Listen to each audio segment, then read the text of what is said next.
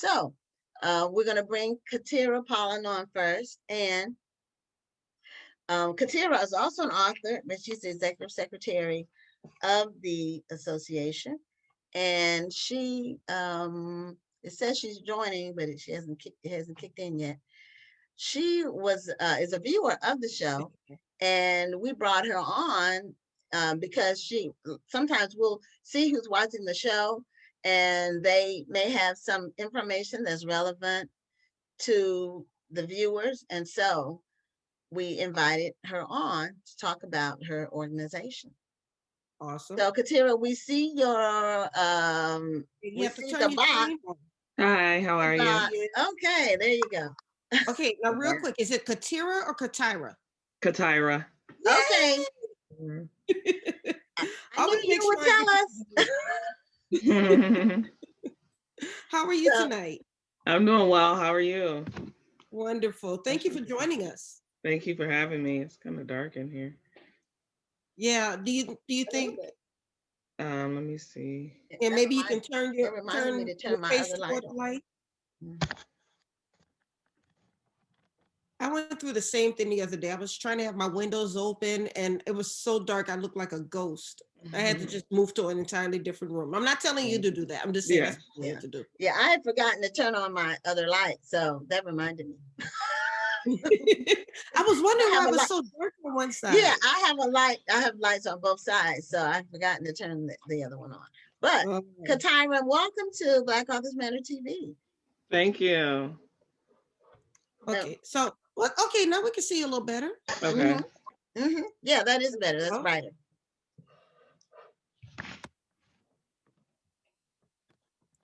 All right, so I guess we can go ahead and jump on in. Okay. Okay, so can you tell us a little bit about what it is that you do? Because I know, like Gwen said, she had kind of pulled you on before and you got to talk a bit. Yeah, so I have an editing boutique, Love for Words, so I work closely with authors to help them polish their manuscripts. But I'm the executive secretary of the Rochester Black Authors Association, and we're a newly formed 501c3 nonprofit. And our premier event is the Rochester Black Authors Expo, where we feature national, local, and international authors who come together to sell their books, but also to connect with the audience. It's free and open to the public. So it's just an opportunity for authors who look like me and who look like each other to be able to connect with each other and then, meet potential fans, connect with readers, their target market. So that's our premier event, but of course we're looking to grow and have other events. Now that we do have our 501c3, we just got that last year. So we'll be on year 6 of the Expo. So we've been doing that for some time and we'll continue to do that. I was just about to ask you how long you've been doing the other events. So, what was that? That was me. Sorry, I thought I had turned it off. It happens. It happens to everybody. It does. Okay. So let's talk about the beginnings. Because it's always hard when you first put on an event. I have an event myself, and the first time I did that event, we probably had 30 people in the place. But it's grown, of course, since then. Right. So what were your experiences when you started the Expo, and how were you able to build upon it? So actually, I attended the first Expo I attended, I think was year 2 or 3, and I joined the board in, I believe it was 2018. So I've been on the board a few years. I wasn't an original part of the first Expo, but since I've joined, of course, we call on past participants. So we have a database of authors who were able to attend before. We have a database of vendors who attended before. So it's really important that we have that catalog that makes it easier for us to invite them back the next year. We also do have a sign in for the visitors, so then we can record who attended, the year before and have them come out again. And even in the best case scenario, some of those attendees become authors and then they have a table. So was my evolution. So originally, actually, I was one of the sponsored sponsors. So I think I sponsored years 3 and 4, and then year 5, which is the year I joined the board, I had a table as an author because I had published my first book in 2017. So it's really about relationship building. The CEO, Corey Lamar Tanksley, has a very strong network here in Rochester. He knows a lot of authors and a lot of writers. Is an author himself. He's published several novels. So he was the mastermind behind getting it off the ground. And then, of course, he brought in a team, which includes myself, Ebony Nicole Smith, who is the membership chair, Janelle Coleman Grimes, I believe I got that right. She is the vice president, and then we have Ellen Renee Johnson, who is the treasurer. So now there are, I think that makes 5 of us who are taking up the mission and making sure to get literacy um, to drive the importance of literacy, specifically in the Black community. As we know, there are so many roadblocks that were intentionally put in place for us not to be able to read, not to be able to write. And although those certain roadblocks are gone, there are others that have surfaced in its place, such as standardized testing, which we know focuses on standard English, but so many of our Black youth, Black children, and also Black adults that's not necessarily their first language. So they're at home and they're speaking either African American vernacular English or Ebonics or something like that, and then they go into the regular school system, and that's penalized. So we really want to make sure that we are targeting young people. We do have an annual youth writing contest. So we offer a cash prize. We, go through the applications and read the entries. They can enter short stories, poems, essays, pretty much whatever they want.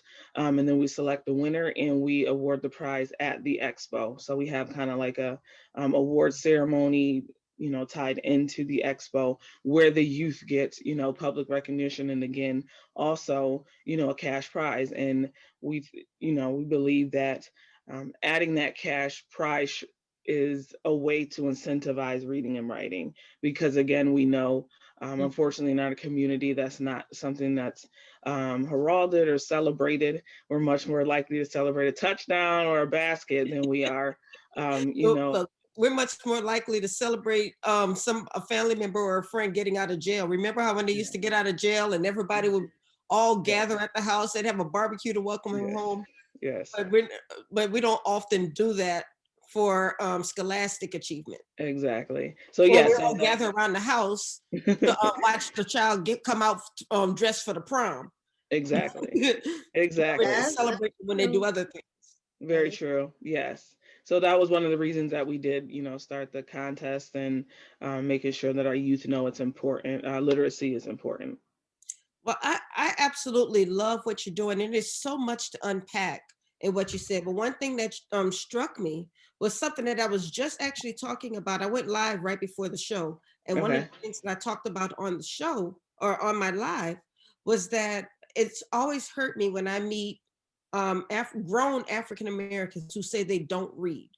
And there's a difference between not having the time to read. Maybe you have a lot going on, but when you say you don't read, to me, I feel like that's a slap in the face of just for all of the things that you just talked about. People, at one time, we didn't even have the right to read. We didn't, those privileges were taken from us.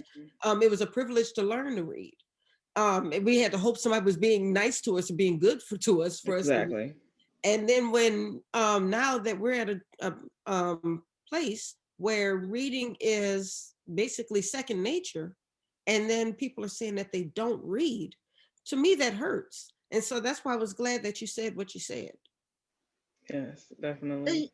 Do you find that because I'm part of a couple of organizations that have either scholarships or writing contests. I know one of them is a group called Ebony. Every year they would have a writing contest. And over time, the people who would win the contest or submitted the most essays were not Black. It was just sort of odd. You go to the annual event, and in every category, I think they would have 5 categories, elementary school. And I think the last one I went to, which was in 2019, none of the kids were Black. Mm. You know, And I saw that that's same thing. just really like it's When not when that I it's was in, not when I was available, in you know. Belgium, we actually gave $1,000 scholarships.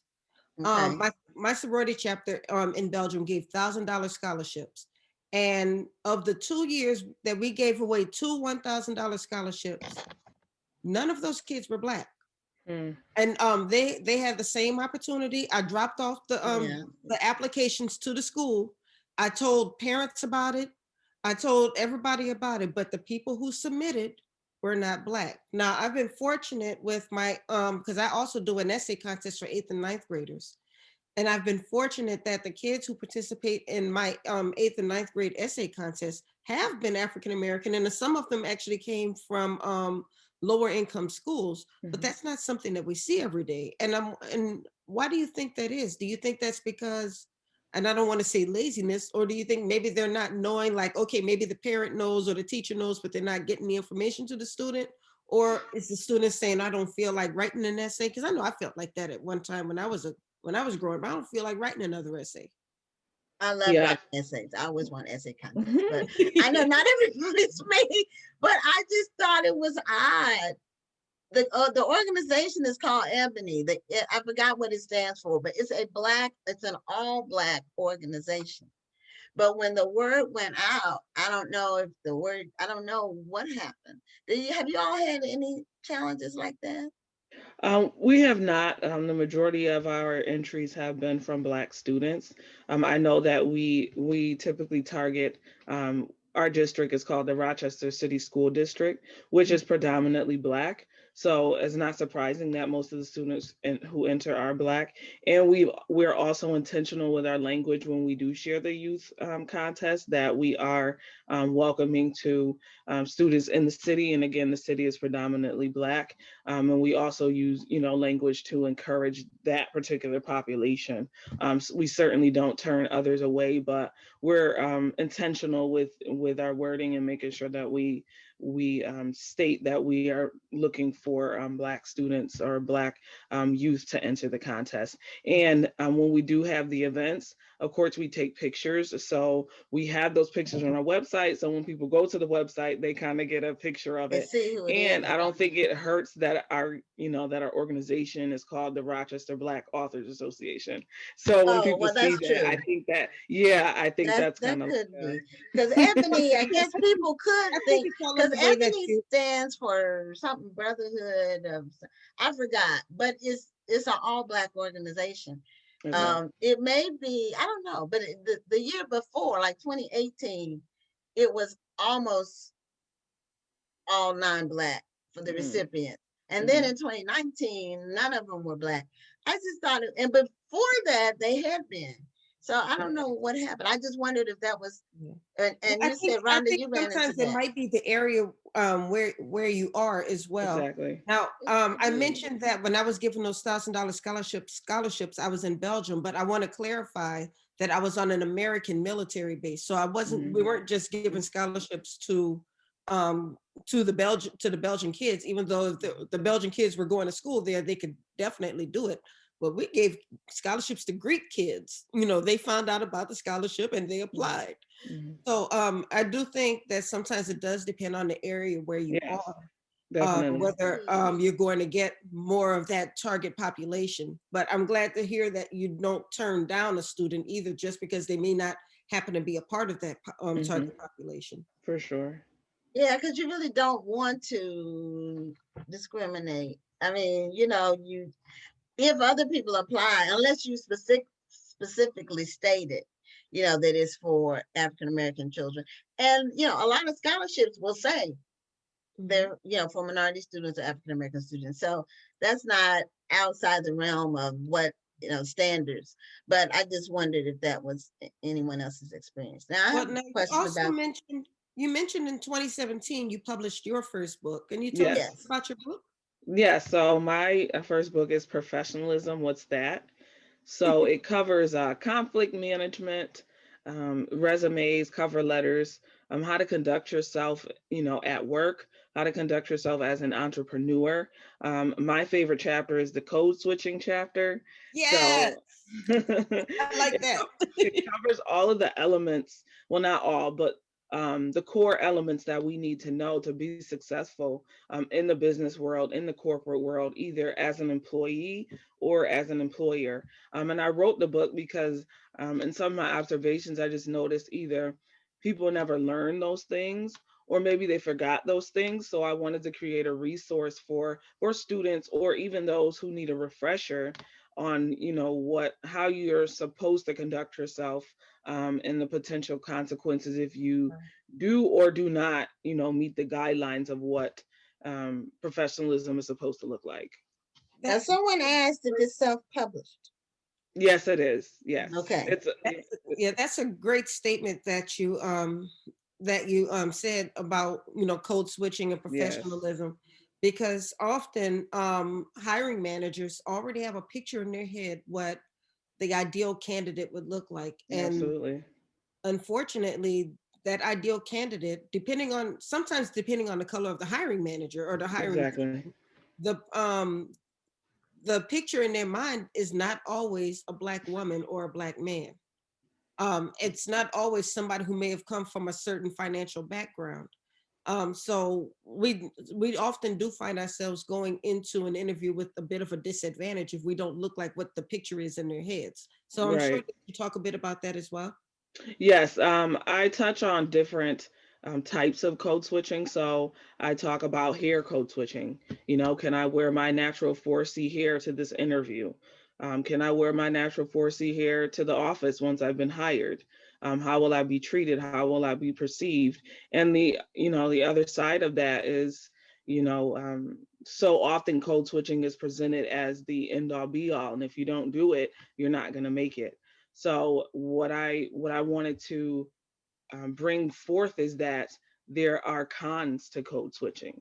Mm, That being told for your entire life that the way your hair grows from your head is devastating, is disheartening, it's discouraging, all of that, and that it's very important to the Black community. Hair is, and that's not always the case in different communities. I right. also talk about even code switching your name.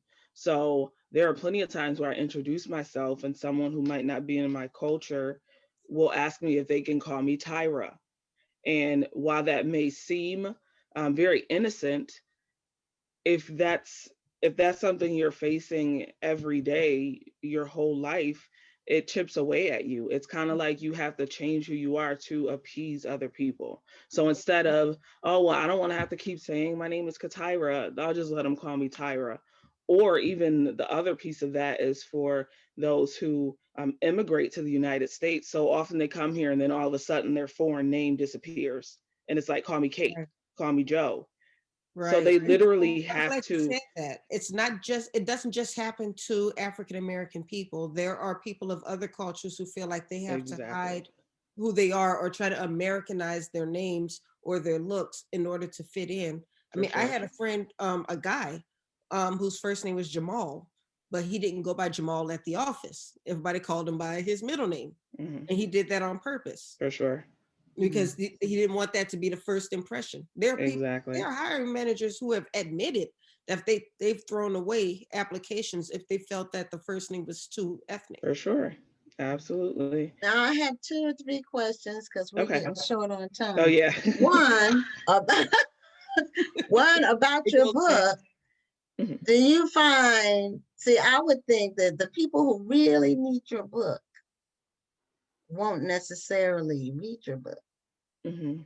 The people who Mhm. are already on the path to being professional or just want to hone it, make it better, they will be more likely. But the people who just don't care about being professional, they probably wouldn't. They'd probably be Mhm. insulted if you said, look, would you consider reading it? They probably think you slapped them. Mhm. A metaphorical slap. So Yeah. I wondered about that. And then about the Rochester organization, the Black Authors Association. Let the viewers in on some tips for building an organization and maintaining it. Because a lot of things get started, but keeping them going is where the challenge is.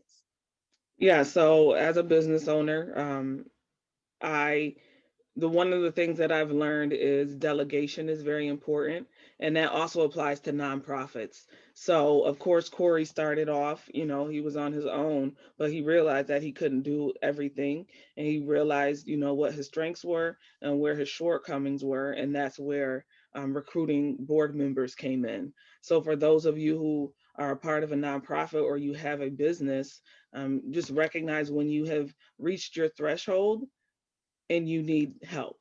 So you can either get a virtual assistant, which is what I did. I started working with a virtual assistant last year, or if it calls for an advisory board or a board of directors, just make sure that you're not too proud to ask for help. Right, I right. feel like that pride gets in the way, and it becomes a downfall when people don't want to admit that they need help, or They maybe they feel don't like they should recognize that already they need know. help.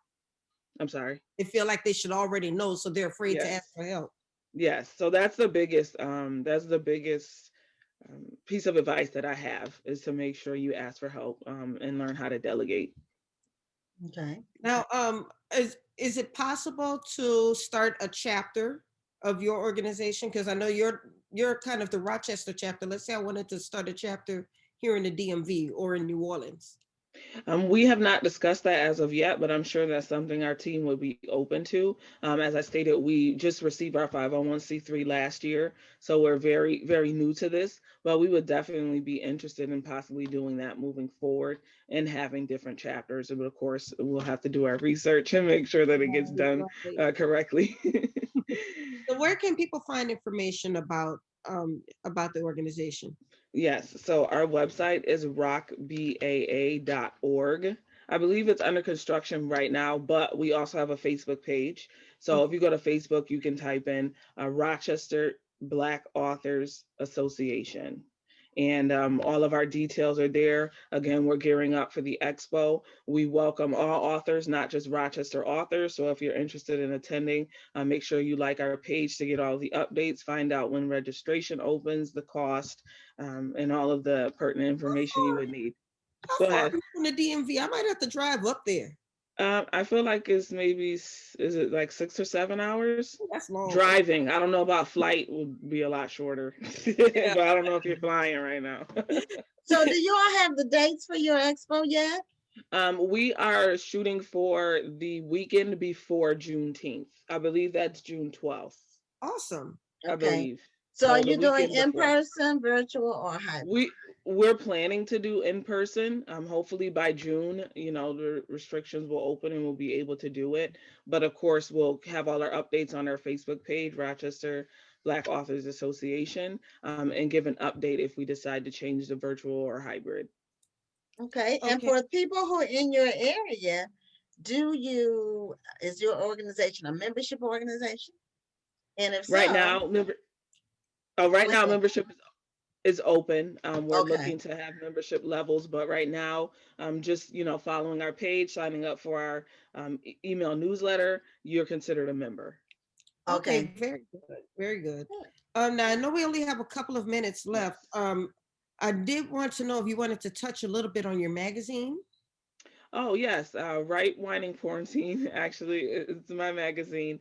I've been working on it for a few months now. I've had to pivot the project, but it does include 5 women who talk about their experience during COVID-19. So there are poems, there's short stories, and there are some other it's short stories and poems, and they're talking about what they've experienced, good, bad, and ugly, what things they've learned about themselves and what advice they have for other people who were going through COVID-19. So I wanted to create a publication that would inspire other people and also remind each other that we're not in it alone. I mean, there are a lot of pieces that of the 5 pieces I read, I could find some type of connection to it. So I started working on it like middle of last year, so it was closer to the beginning of the pandemic. So that we were really capturing how our world was changing so swiftly from March through like around August or so.